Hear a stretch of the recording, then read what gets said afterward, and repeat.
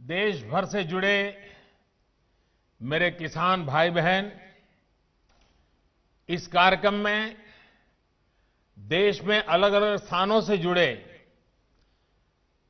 केंद्र सरकार के मंत्रीगण, राज्य सरकारों के मंत्रीगण, आदरणीय सभी मुख्यमंत्रीगण, पंचायत से लेकर के पार्लियामेंट तक चुने हुए सारे जनप्रतिनिधि और सब गांवों में जाकर के किसानों के बीच में बैठे हैं। मैं आप सबको और मेरे किसान भाइयों बहनों को मेरी तरफ से नमस्कार। किसानों के जीवन में खुशी, ये हम सभी की खुशी बढ़ा देती है। और आज का दिवस तो बहुत ही पावन दिवस भी है। किसानों को आज जो सम्मान निधि मिली है, उसके साथ ही आज का दिन कई अवसरों का संगम बनकर भी आया है। सभी देशवासियों को आज क्रिसमस की भी बहुत बहुत शुभकामनाएं। मेरी कामना है क्रिसमस का ये त्योहार विश्व में प्रेम, शांति और सद्भाव का प्रसार करे। साथियों, आज मोक्षदा एकादशी है, गीता जयंती है।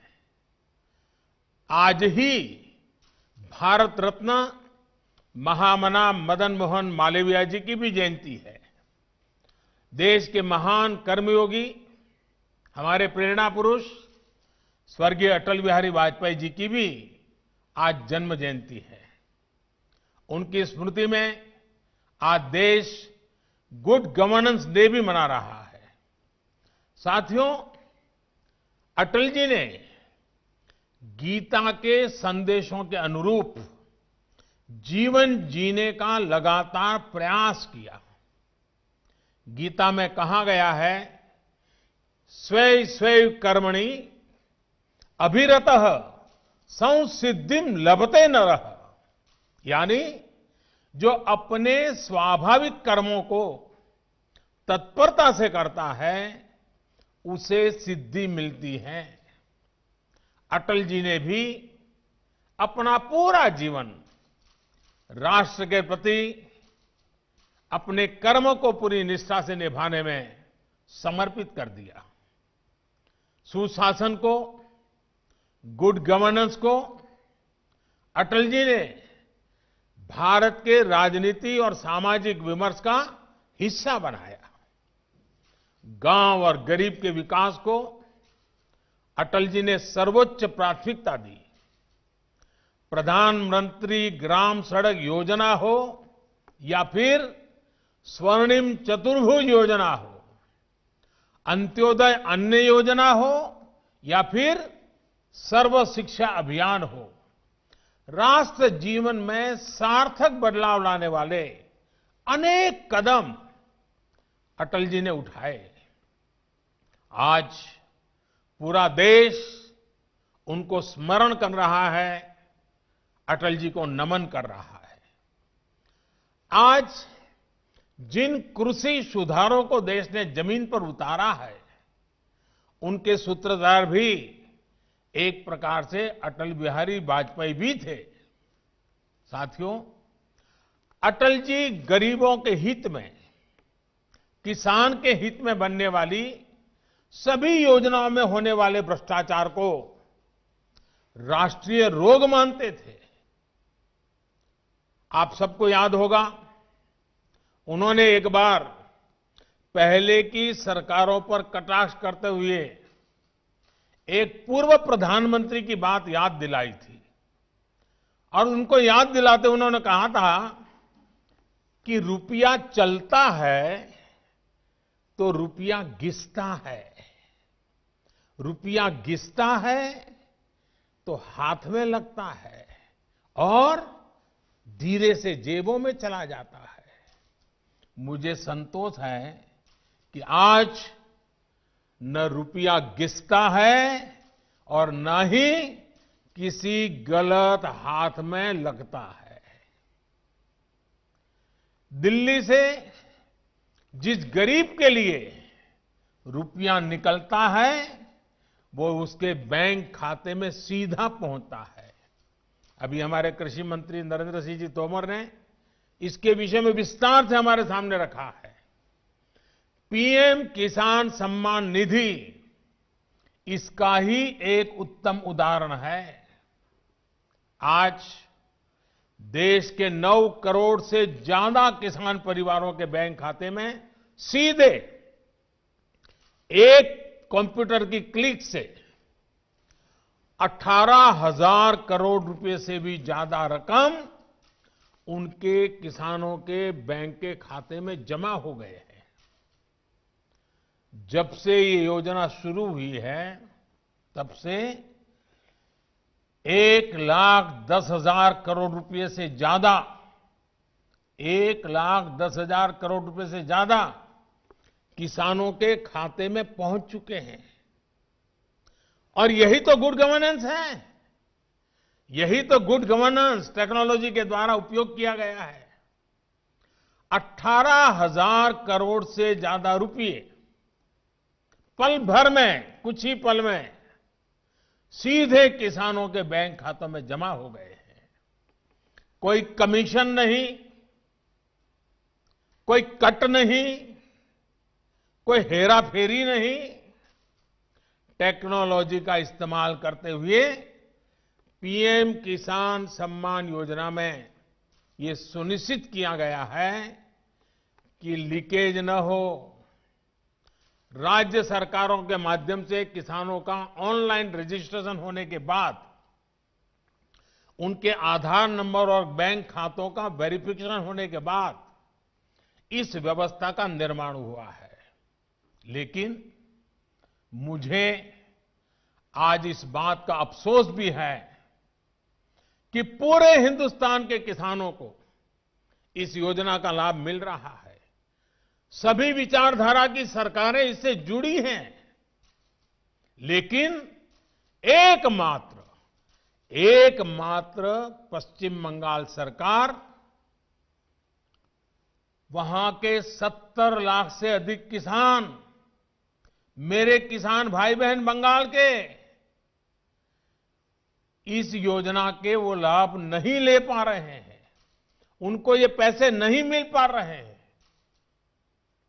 क्योंकि बंगाल की सरकार अपने राजनीतिक कारणों से उनके राज्य के किसानों को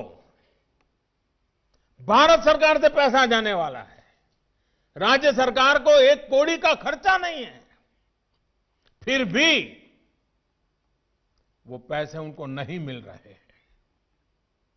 कई किसानों ने भारत सरकार को सीधी चिट्ठी लिखी हुई है, उसको भी वो मान्यता नहीं देते हैं। यानी आप कल्पना कर सकते हैं कितने लाखों किसानों ने लाभ लेने के लिए, योजना के लिए अर्जी की, ऑनलाइन आवेदन कर चुके हैं, लेकिन वहां की राज्य सरकार उसको भी अटका करके बैठ गई है। भाइयों बहनों, मैं हैरान हूं और ये बात मैं आज देशवासियों के सामने बड़े दर्द के साथ, बड़े पीड़ा के साथ कहना चाहता हूं। जो लोग 30-30 साल तक बंगाल में राज करते थे, एक ऐसी राजनीतिक विचारधारा को लेकर के बंगाल को कहां से कहां लाकर के उन्होंने हालत करके रखी है, सारा देश जानता है। और ममता जी के 15 साल पुराने भाषण सुनोगे तो पता चलेगा कि इस राजनीतिक विचारधारा ने बंगाल को कितना बर्बाद कर दिया था। अब ये कैसे लोग हैं? बंगाल में उनकी पार्टी है, उनका संगठन है, 30 साल सरकार चलाई है, कितने लोग होंगे उनके पास? एक बार भी इन लोगों ने किसानों को ये 2,000 रुपया मिलने वाला कार्यक्रम है, बंगाल के अंदर कोई आंदोलन नहीं चलाया। अगर आल के दिल में किसानों के लिए इतना प्यार था, बंगाल में आपकी धरती है, तो आपने बंगाल में किसानों को न्याय दिलाने के लिए प्रधानमंत्री किसान सम्मान योजना के पैसे किसानों को मिले, इसके लिए क्यों आंदोलन नहीं किए? क्यों आपने कभी आवाज नहीं उठाई? और आप वहां से उठ करके पंजाब पहुंच गए। तब सवाल उठता है। और पश्चिम बंगाल की सरकार भी देखिए, अपने राज्य में इतना बड़ा किसानों को लाभ, 70 लाख किसानों को इतना धन मिले, हजारों करोड़ रुपया मिले, वो देने में उनको राजनीति आड़े आती है। लेकिन वही पंजाब जाकर के जो लोग के साथ वो बंगाल में लड़ाई लड़ते हैं, यहां आकर के उनसे गुपचुप करते हैं। क्या देश की जनता इस खेल को नहीं जानती है? क्या देश की जनता को इस खेल का पता नहीं है? जो आज विपक्ष में हैं, उनकी इस पर जुबान क्यों बंद हो गई है? क्यों चुप है? साथियों, आज जिन राजनीतिक दलों के लोग अपने आप को इस राजनीतिक प्रवाह में, जब देश की जनता ने उन्होंने नकार दिया है, तो कुछ न कुछ ऐसे इवेंट कर रहे हैं, इवेंट मैनेजमेंट हो रहा है, ताकि कोई सेल्फी ले ले, कोई फोटो छप जाए, कहीं टीवी पर दिखाई दे और उनकी राजनीति चलती जाए। अब देश ने उन लोगों को भी देख लिया है। ये देश के सामने एक्सपोज हो गए हैं। स्वार्थ की राजनीति का एक भद्दा उदाहरण हम बहुत बारीकी से देख रहे हैं। जो दल पश्चिम बंगाल में किसानों के हित पर कुछ नहीं बोलते, वो यहां दिल्ली के नागरिकों को परेशान करने पर लगे हुए हैं, देश की अर्थनीति को बर्बाद करने पर लगे हुए हैं, और वो भी किसान के नाम पर।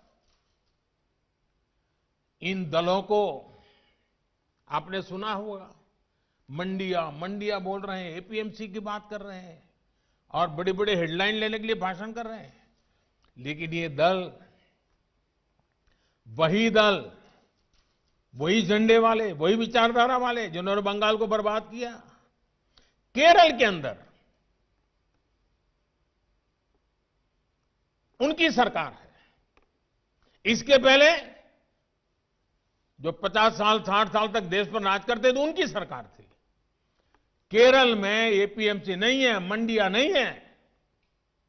मैं जरा इनको पूछता हूं, यहां फोटो निकालने के कार्यक्रम करते हैं, अरे केरल में आंदोलन करके वहां तो एपीएमसी चालू करवाओ। पंजाब के किसानों को गुमराह करने के लिए आपके पास समय है। केरल के अंदर यह व्यवस्था नहीं है। अगर ये व्यवस्था अच्छी है तो केरल में क्यों नहीं है? क्यों आप दोगली नीति लेकर के चल रहे हो? ये किस तरह की राजनीति कर रहे हैं जिसमें कोई तर्क नहीं, कोई तथ्य नहीं है? सिर्फ झूठे आरोप लगाओ, सिर्फ अफवाहें फैलाओ, हमारे किसानों को डरा दो, और भले भोले किसान कभी कभी आपकी बातों में गुमराह हो जाते हैं। भाइयों बहनों, ये लोग लोकतंत्र के किसी पैमाने को, किसी पैरामीटर को मानने को तैयार नहीं है। इन्हें सिर्फ अपना लाभ, अपना स्वार्थ नजर आ रहा है। और मैं जितनी बातें बता रहा हूं किसानों के लिए नहीं बोल रहा हूं। किसानों के नाम पर अपने झंडे लेकर के जो खेल खेल रहे हैं, अब उनको ये सच सुनना पड़ेगा। और हर बात को किसानों को गाली दी, किसानों को अपमानित किया, ऐसे कर करके बच नहीं सकते हो आप लोग। ये लोग अखबारों और मीडिया में जगह बनाकर राजनीतिक मैदान में खुद के जिंदा रहने की जड़ी बूटी खोज रहे हैं। लेकिन देश का किसान उनको पहचान गया है। अब देश का किसान उनको ये जड़ी बूटी कभी देने वाला नहीं है।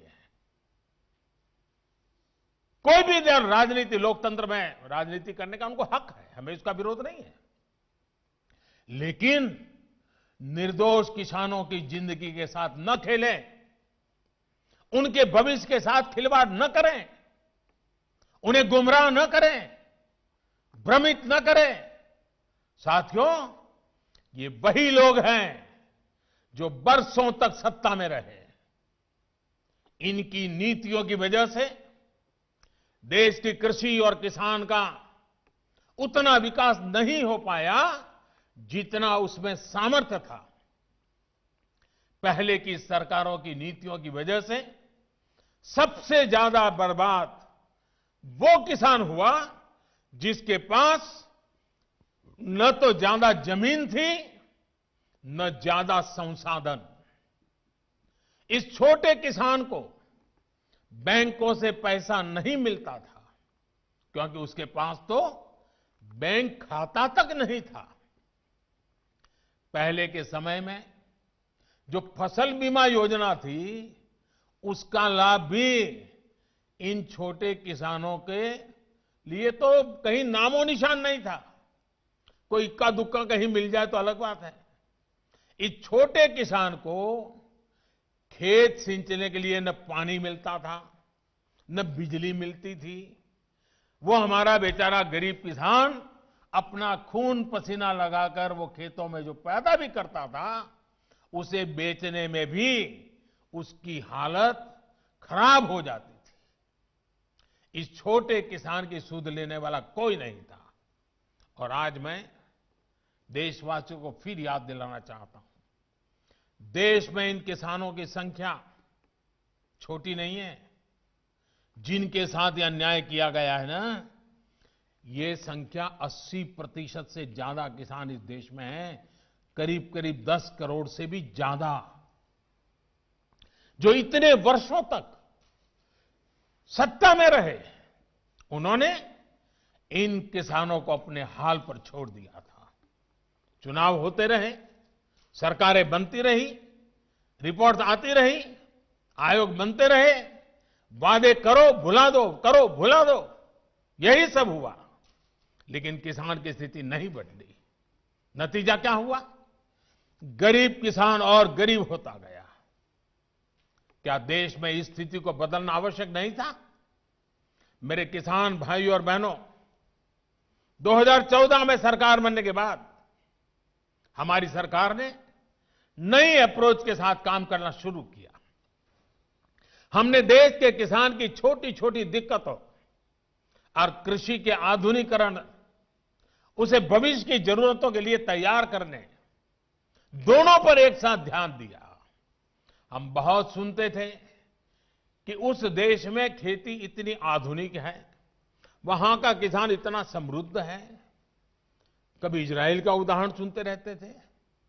हमने दुनिया भर में कृषि क्षेत्र में क्या क्रांति आई है, क्या बदलाव आए हैं, क्या नए इनिशिएटिव आए हैं, क्या अर्थव्यवस्था के साथ कैसे जोड़ा है, सारी चीजों का गहन अध्ययन किया। इसके बाद हमने अपने अलग अलग लक्ष्य बनाए और सभी पर एक साथ काम शुरू किया। हमने लक्ष्य बनाकर काम किया कि देश के किसानों का खेती पर होने वाला खर्च, इनपुट कॉस्ट, ये कम हो, उसका खर्चा कम हो। सॉइल हेल्थ कार्ड, यूरिया की नीम कोटिंग, लाखों की संख्या में सोलर पंप, ये सारी योजनाएं उनका इनपुट कॉस्ट कम करने के लिए एक के बाद एक उठाई। हमारी सरकार ने प्रयास किया कि किसान के पास एक बेहतर फसल बीमा कवच हो। आज देश के करोड़ों किसानों को पीएम फसल बीमा योजना का लाभ हो रहा है। और मेरे प्यारे किसान भाइयों बहनों, अभी जब मैं किसान भाइयों से बात कर रहा था तो मुझे हमारे महाराष्ट्र लातूर के गणेश जी ने बताया कि 2,500 रुपया उन्होंने दिया और 54,000 रुपया करीब करीब मिला।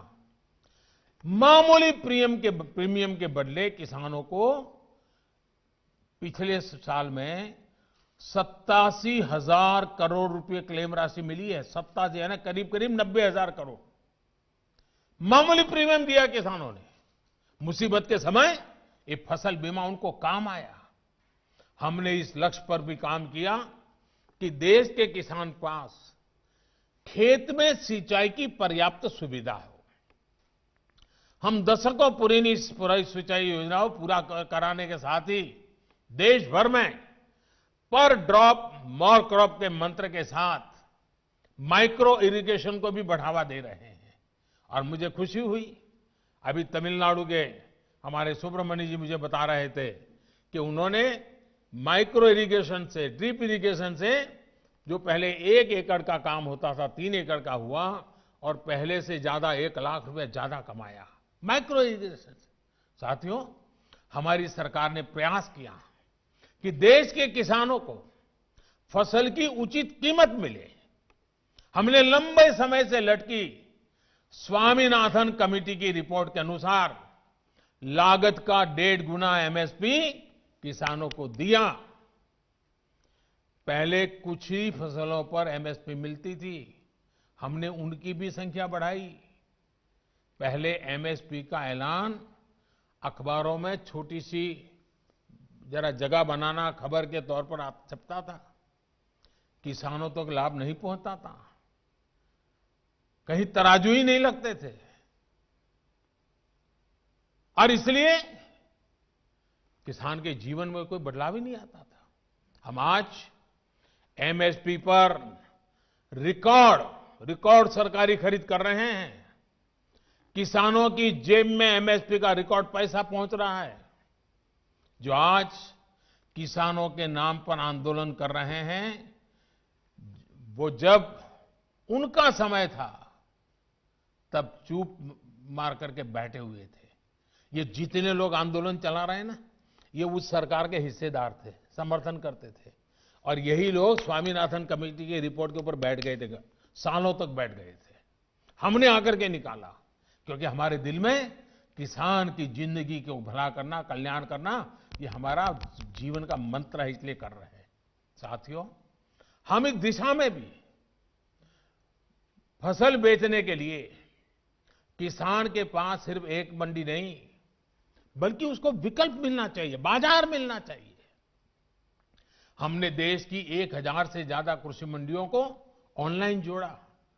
इनमें भी 1 लाख करोड़ रुपए से ज्यादा का कारोबार किसानों ने कर दिया है। किसान ऑनलाइन बेचना शुरू किया है। साथियों, हमने एक और लक्ष्य बनाया कि छोटे किसानों के समूह बने, ताकि वो अपने क्षेत्र में एक सामूहिक ताकत बनकर काम करे। आज देश में 10,000 से ज्यादा किसान उत्पादक संघ, एफपीओ बनाने का अभियान चल रहा है। उन्हें आर्थिक मदद दी जा रही है। अभी हम महाराजगंज के राम गुलाब जी से सुन रहे थे, 300 के करीब किसानों को इकट्ठा किया है उन्होंने, और पहले की तुलना में 1.5 गुना भाव से माल बेचना शुरू हुआ है। एफपीओ बनाया उन्होंने, वैज्ञानिक तरीके से खेती में मदद ली, और आज उनको फायदा हो रहा है। साथियों, हमारे कृषि क्षेत्र की सबसे बड़ी आवश्यकता है गांव के पास ही भंडारण, कोल्ड स्टोरेज, इसकी आधुनिक सुविधा कम कीमत पर हमारे किसानों को उपलब्ध हो। हमारी सरकार ने इसे भी प्राथमिकता दी। आज देश भर में कोल्ड स्टोरेज का नेटवर्क विकसित करने के लिए सरकार करोड़ों रुपए का निवेश कर रही है। हमारी नीतियों में इस पर भी बल दिया गया है कि खेती के साथ ही किसान के पास आय बढ़ाने के दूसरे विकल्प भी हो। हमारी सरकार मछली पालन, पशुपालन, डेयरी उद्योग, मधुमक्खी पालन सभी को प्रोत्साहित कर रही है।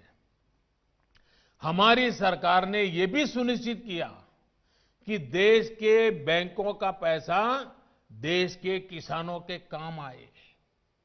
2014 में जब हम पहली बार सरकार में आए और शुरुआत थी हमारी, 2014 में जहां 7 लाख करोड़ रुपए का प्रावधान एक किसानों के लिए किया गया था धन के लिए, वही इसे अब करीब 14 लाख करोड़ रुपए यानी 2 गुना किया गया है, ताकि किसान को कर्ज मिल सके। बीते कुछ महीनों से करीब 2.5 करोड़ छोटे किसानों को किसान क्रेडिट कार्ड से जोड़ा गया है और अभियान तेजी से चल रहा है। हम मछली पालकों, पशुपालकों, उनको भी किसान क्रेडिट कार्ड दे रहे हैं। ये लाभ उनको भी अब दिया जा रहा है। साथियों, हमने इस लक्ष्य पर भी काम किया। खेती की दुनिया में क्या चल रहा है, इसके लिए देश में आधुनिक कृषि संस्थान हो। बीते वर्षों में देश में अनेक नए कृषि संस्थान बने हैं, कृषि की पढ़ाई की सीटें बढ़ी हैं और साथियों, खेती से जुड़े इन सारे प्रयासों के साथ ही हमने एक और बड़े लक्ष्य पर काम किया। ये लक्ष्य है गांव में रहने वाले किसान का जीवन आसान हो। साथियों, आज जो किसानों के लिए इतने आंसू बहा रहे हैं, इतने बड़े बड़े बयान दे रहे हैं, बड़ा दुख दिखा रहे हैं, जब ये लोग सरकार में थे तब इन्होंने किसानों का दुख, उनकी तकलीफ दूर करने के लिए क्या किया, ये देश का किसान अच्छी तरह जानता है। आज सिर्फ खेती ही नहीं, बल्कि उसके जीवन को आसान बनाने के लिए हमारी सरकार उसके दरवाजे तक पहुंची है, खेत के मेड़ तक पहुंची है। आज देश के छोटे और सीमांत किसान को अपना पक्का घर मिल रहा है, शौचालय मिल रहा है, साफ पानी का नल मिल रहा है। यही किसान है जिसे बिजली के मुफ्त कनेक्शन, गैस के मुफ्त कनेक्शन, ये बहुत बड़ा लाभ हुआ है। हर साल आयुष्मान भारत योजना के तहत 5 लाख रुपए तक के मुफ्त इलाज की सुविधा ने आज मेरे छोटे किसान के जीवन की बहुत बड़ी चिंता कम की है। 90 पैसे प्रतिदिन, यानी एक चाय से भी कम कीमत, 90 पैसे प्रतिदिन और 1 रुपया महीना के प्रीमियम पर बीमा, ये मेरे किसानों के जीवन में बहुत बड़ी ताकत है। 60 वर्ष की आयु के बाद 3,000 रुपये मासिक पेंशन, ये सुरक्षा कवच भी आज किसान के पास है। साथियों, आजकल कुछ लोग किसान की जमीन की चिंता करने का दिखावा कर रहे हैं। किसानों की जमीन हड़पने में कैसे कैसे लोगों के नाम अखबारों में चमकते रहे हैं, हम जानते हैं। ये लोग तब कहां थे जब मालिकाना दस्तावेज के अभाव में किसानों के घर और जमीन पर अवैध कब्जे हो जाते थे। गांव के छोटे और सीमांत किसानों को, खेत मजदूरों को इस अधिकार से इतने सालों तक वंचित किसने रखा? इसका जवाब इन लोगों के पास नहीं है। गांव में रहने वाले हमारे भाई बहनों के लिए ये काम आज हो रहा है।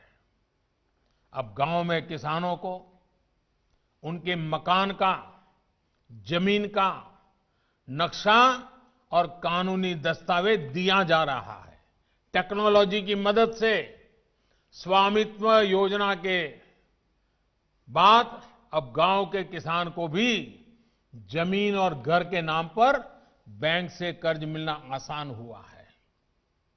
साथियों, बदलते समय के साथ अपनी अप्रोच का विस्तार करना भी उतना ही जरूरी है। हमें 21वीं सदी में भारत की इस कृषि को आधुनिक बनाना ही होगा और इसी का बीड़ा देश के करोड़ों किसानों ने भी उठाया है और सरकार भी उनके साथ कंधे से कंधा मिला करके आगे बढ़ने के लिए कृत संकल्प है। आज हर किसान को यह पता है कि उसकी उपज का सबसे अच्छा दाम कहां मिल सकता है। पहले क्या होता था कि अगर मंडी में बेहतर दाम नहीं मिलते थे या फिर उसकी उपज को दोयम दर्जी का बताकर खरीदने से इनकार कर दिया जाता था, तो किसान मजबूरी में औने पौने दामों पर अपनी उपज बेचने को मजबूर रहता था।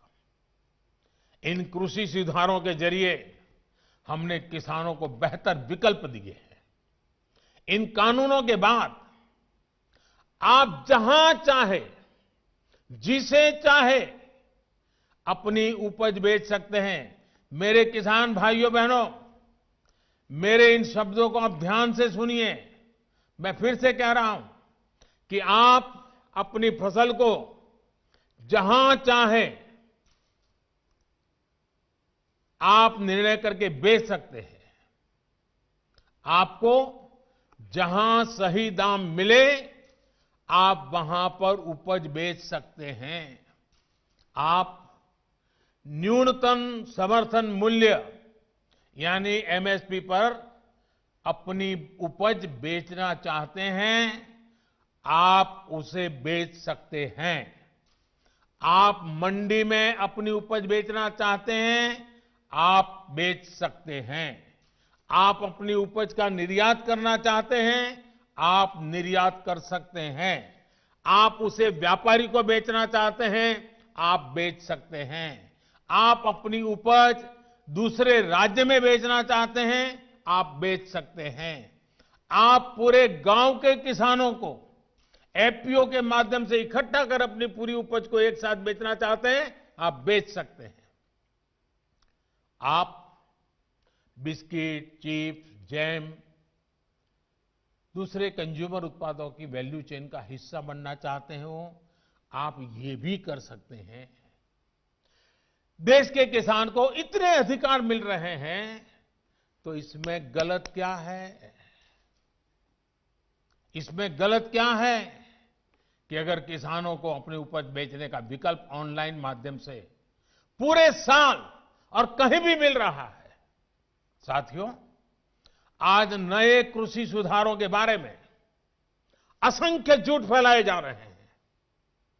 कुछ लोग किसानों के बीच भ्रम फैला रहे हैं कि एमएसपी समाप्त की जा रही है, तो कुछ लोग अफवाहें फैला रहे हैं कि मंडियों को बंद कर दिया जाएगा।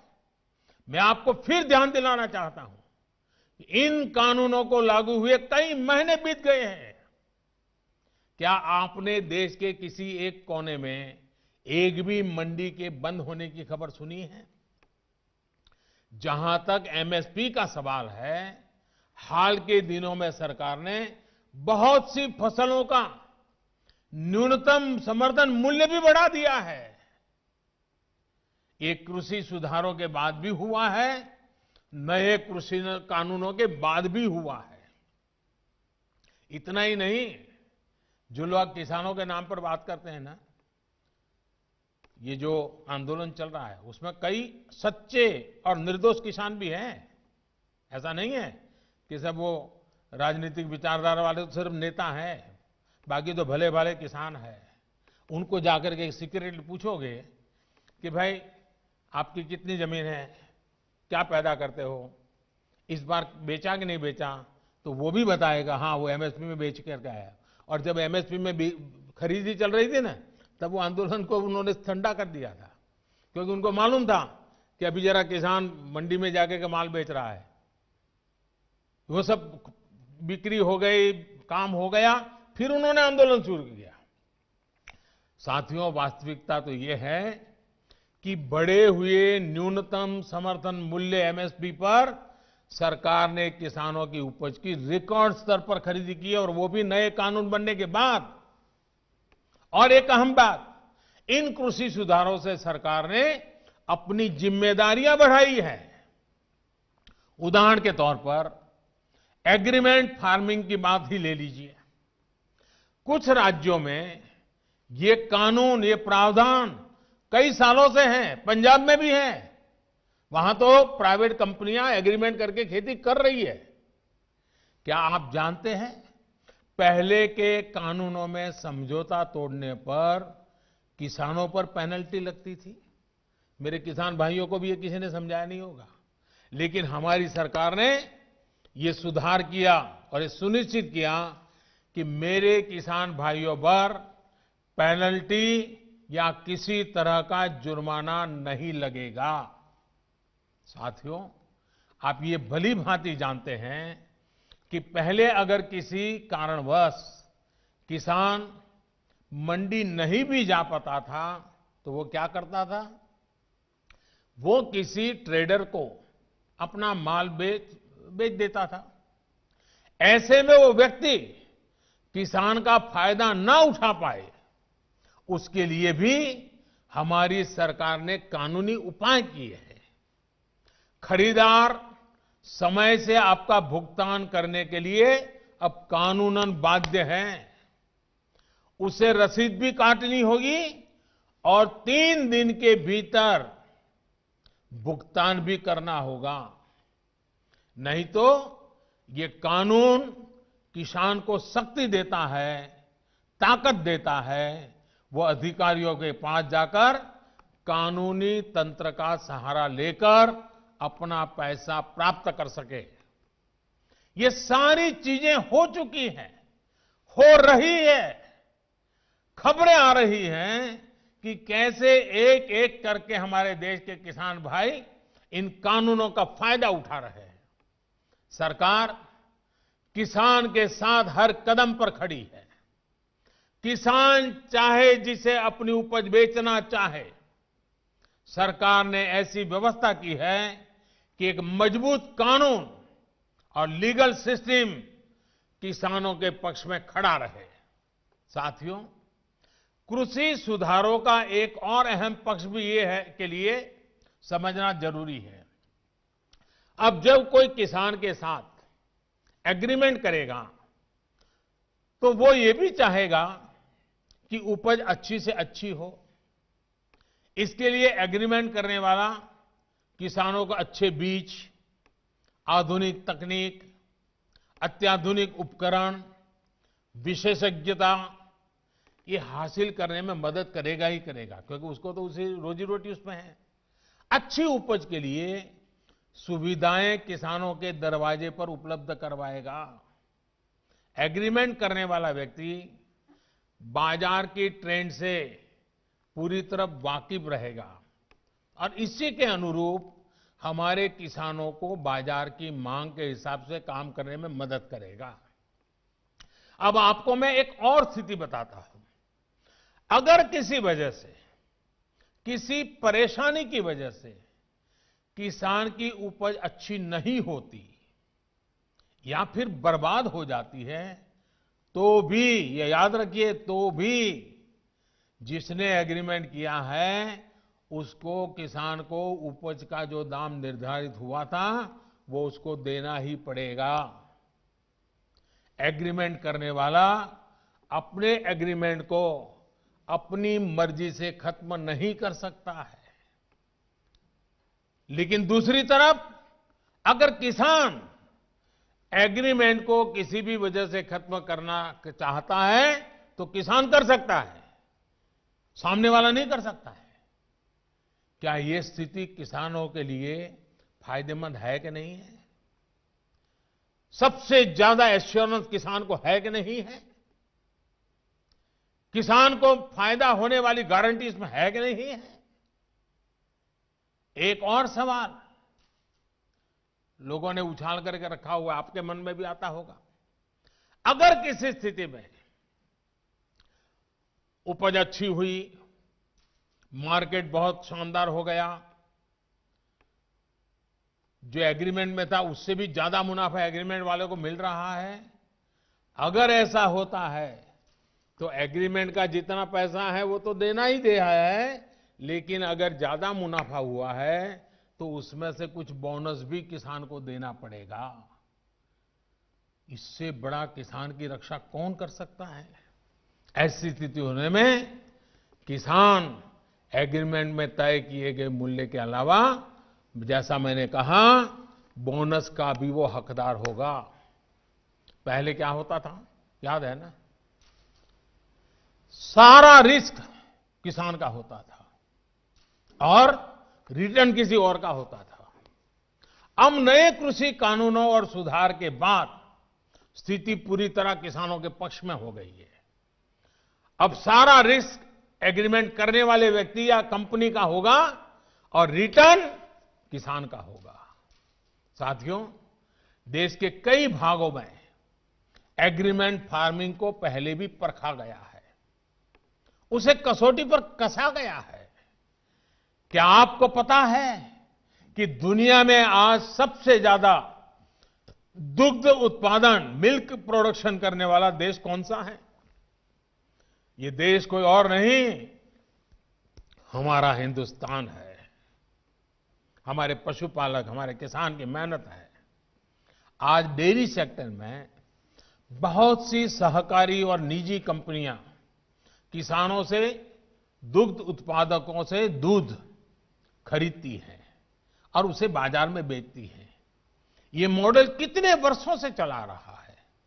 क्या आपने कभी सुना कि किसी एक कंपनी या सहकारी संस्था ने बाजार पर अपना कब्जा जमा लिया, अपना एकाधिकार कर लिया? क्या आप उन किसानों और उन दुग्ध उत्पादकों की सफलता से परिचित नहीं हैं जिन्हें डेयरी सेक्टर के इस काम से लाभ हुआ है? एक और सेक्टर है, यहां पर हमारा देश बहुत आगे है, वो है पोल्ट्री यानी मुर्गी पालन। आज भारत में सबसे ज्यादा अंडों का उत्पादन होता है। पूरे पोल्ट्री सेक्टर में बहुत सी बड़ी कंपनियां काम कर रही है, कुछ छोटी कंपनियां भी हैं, तो कुछ स्थानीय खरीदार भी इस व्यवसाय में जुटे हैं। इस सेक्टर से जुड़े लोग अपना प्रोडक्ट किसी को भी कहीं भी बेचने के लिए स्वतंत्र हैं। जहां भी उन्हें सबसे ज्यादा दाम मिलता है वो अंडे बेच सकते हैं। हम चाहते हैं कि हमारे किसानों को, कृषि सेक्टर को इसी तरह का विकास करने का अवसर मिले जैसा पोल्ट्री और डेयरी सेक्टर को मिला है। हमारे किसानों की सेवा में जब बहुत सी कंपनियां व्यवसाय के कई तरह के प्रतिस्पर्धी रहेंगे तो उन्हें अपनी उपज का ज्यादा दाम भी मिलेगा और बाजार तक उनकी बेहतर पहुंच भी संभव होगी। साथियों, नए कृषि सुधारों के जरिए भारतीय कृषि में नई टेक्नोलॉजी को भी प्रवेश मिलेगा। आधुनिक तकनीक के जरिए हमारे किसान अपनी उपज को बढ़ा सकेंगे, अपनी उपज को विविधता दे सकेंगे, अपनी उपज की बेहतर ढंग से पैकेजिंग कर सकेंगे, अपनी उपज में वैल्यू एडिशन कर सकेंगे।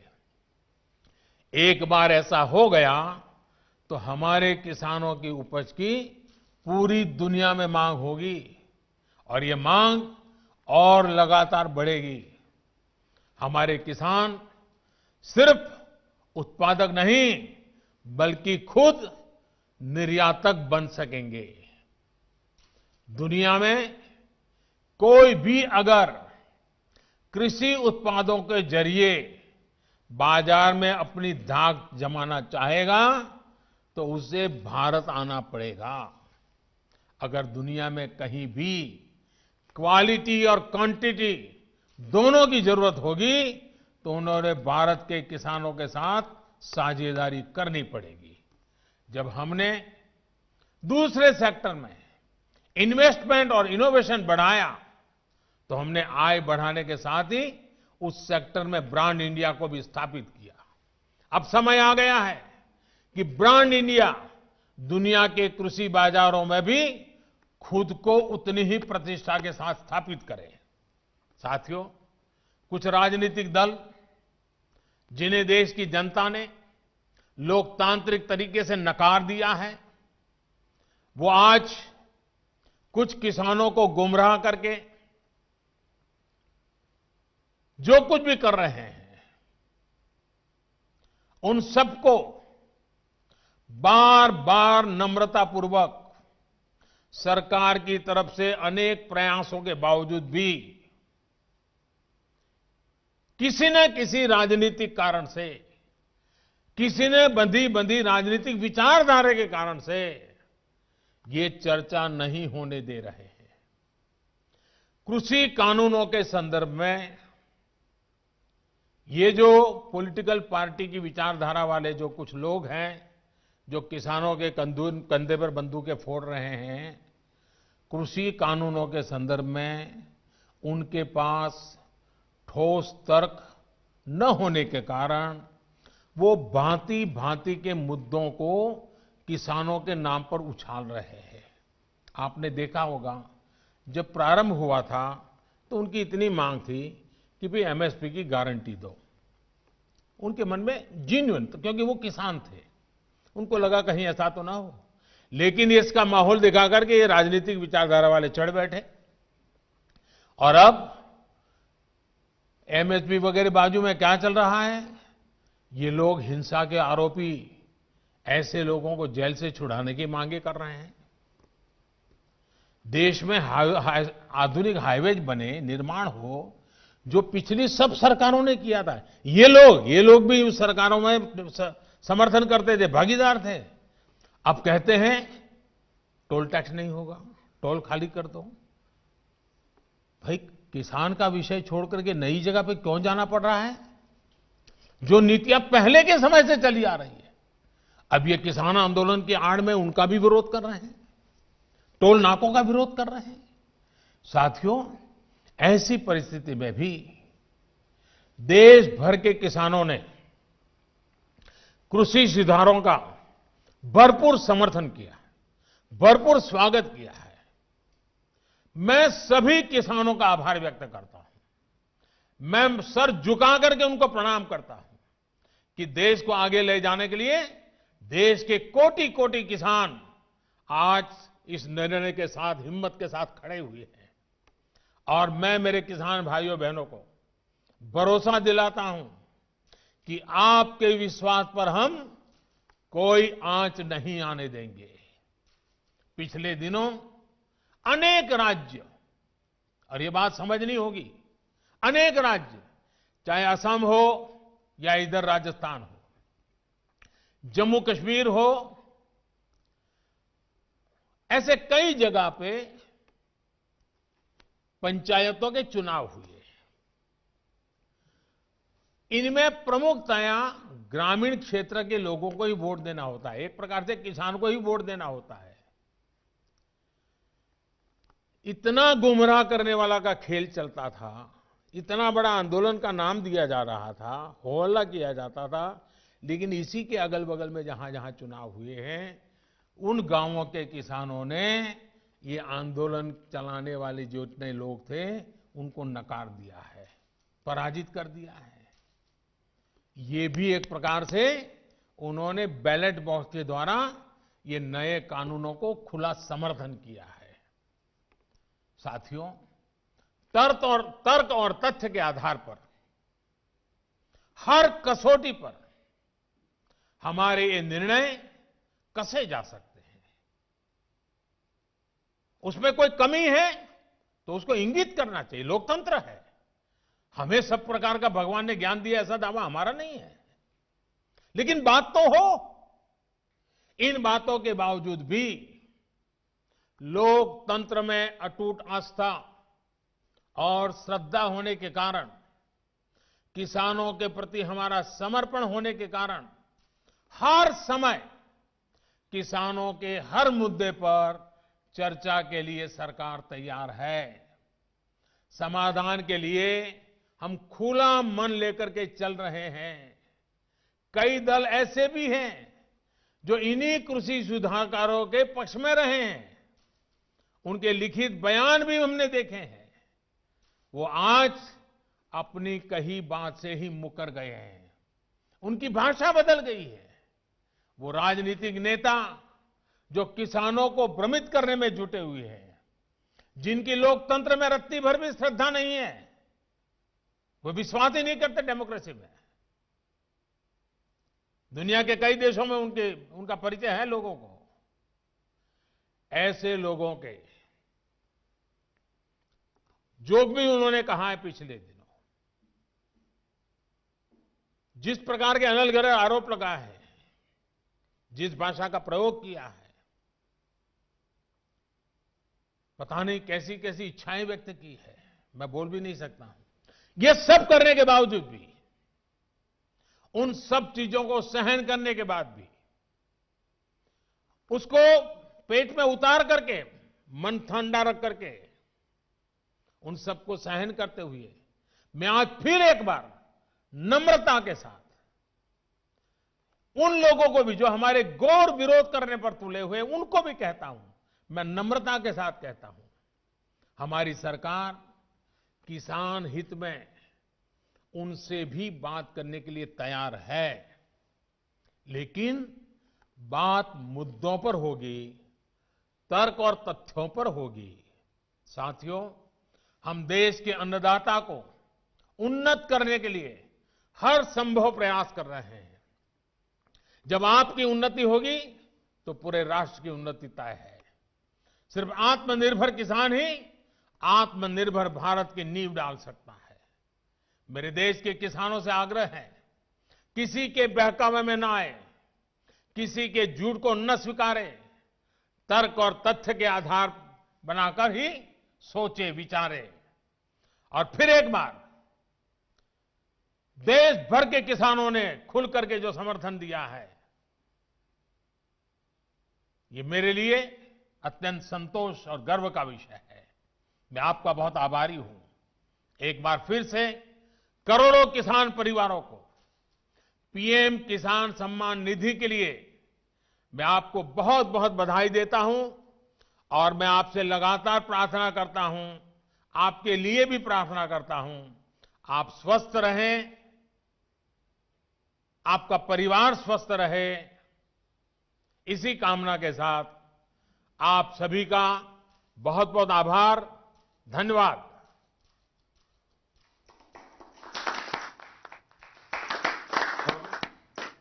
माननीय प्रधानमंत्री जी का, केंद्रीय कृषि एवं किसान कल्याण मंत्री जी का, देश के विभिन्न स्थानों पर जुड़े हुए विभिन्न माननीय मंत्रीगण, गणमान्य व्यक्तियों का, दोनों राज्य मंत्री जियों का और देश भर से जुड़े हुए इस कार्यक्रम से करोड़ों किसान भाई बहनों का हार्दिक कृतज्ञता व्यक्त करते हैं, धन्यवाद देते हैं। नमस्कार, जय Hind.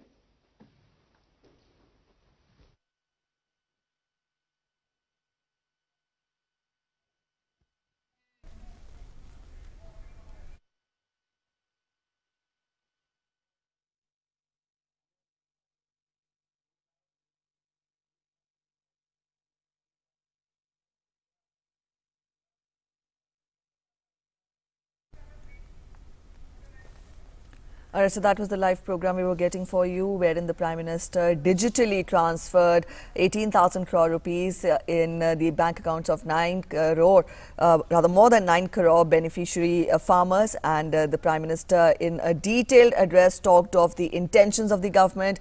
And also he criticized the malintentions of the political rivals of how they are fueling up and trying to brainwash the farmers. He enlisted all the measures, the efforts and the schemes which have been started by the government, which prove that the government is wholeheartedly aiming for the welfare and progress of the farmers. And also he warned the political rivals not to indulge in petty politics. And he also, in his closing comments, advised the farmers to not get swayed away by the malintentions of the political rivals when they try